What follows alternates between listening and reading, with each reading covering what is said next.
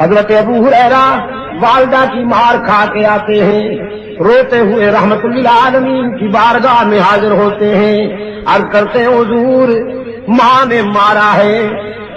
رحمت عالم صلی اللہ علیہ وسلم نے فرمایا کوئی گستاخی تو نہیں کی؟ کہنے لگا نہیں حضور گستاخی تو میں نے نہیں کی، اصل میں بات یہ ہے کہ میری والدہ ابھی تک مشرکہ ہے، وہ آپ کی سچائی پر آپ کی صداقت پر ایمان لانے والوں میں شامل نہیں ہوئی اور اپنے عقیدہ میں بڑی پختہ ہے، متعصب ہے۔ میں جب آپ کے قدموں سے اٹھ کر گھر پہنچا، میری ماں نے پوچھا کہاں سے آئے ہو؟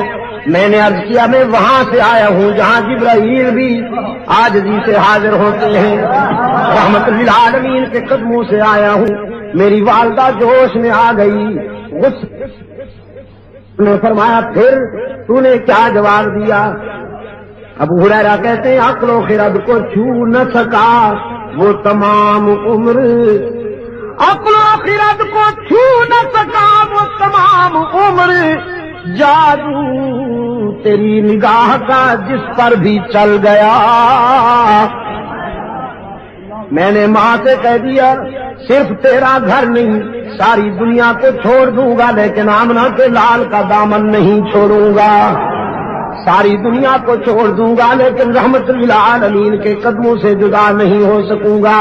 پھر میری ماں غصے میں آ گئی، اس نے مجھے مارا، گھر سے نکال دیا اور کہنے لگی میرے گھر اس دن آئیے گا جس دن حضور کا در چھوڑنے کا فیصلہ ہو جائے۔ رحمت عالم صلی اللہ علیہ وسلم نے فرمایا پھر یہاں کیوں آیا ہے روتا ہوا؟ یہ تو بیٹے اور ماں کی بات ہے، اس میں ہم کیوں انوالو ہوں، ہم کیوں انٹرفیئر ہوں؟ یہ تو ماں بیٹے کا مسئلہ ہے۔ ابو ہریرہ نے عرض کیا آقا اس لیے حاضر ہوا ہوں کہ دینے والے سے مانگ لیجئے، دینے والے سے مانگ لیجئے، جس نے مجھے ایمان کی روشنی عطا کی وہ میری بوڑھی ماں پہ بھی رحم کر دے۔ والدہ کا ایمان مانگنے کے لیے آیا ہوں اللہ سے۔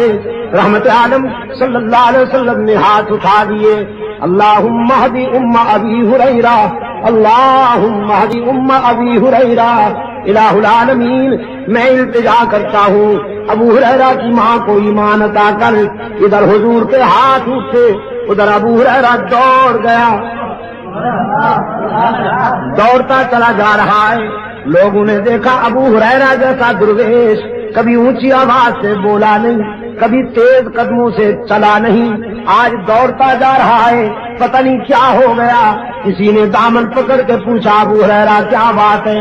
دامن جھٹک دیا، دوڑتے دوڑتے کہا مجھے مت روکو، جانے دو، مجھے گھر جا کے دیکھنا چاہتا ہوں، پہلے میں پہنچتا ہوں یا میرے آقا کی دعا پہنچتی ہے۔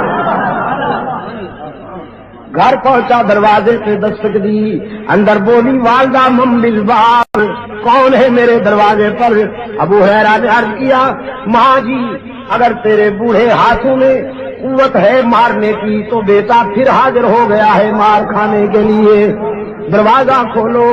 والدہ نے کہا بیٹے کچھ دیر انتظار کرنی ہوگی، انتظار کے بعد دروازہ کھلے گا۔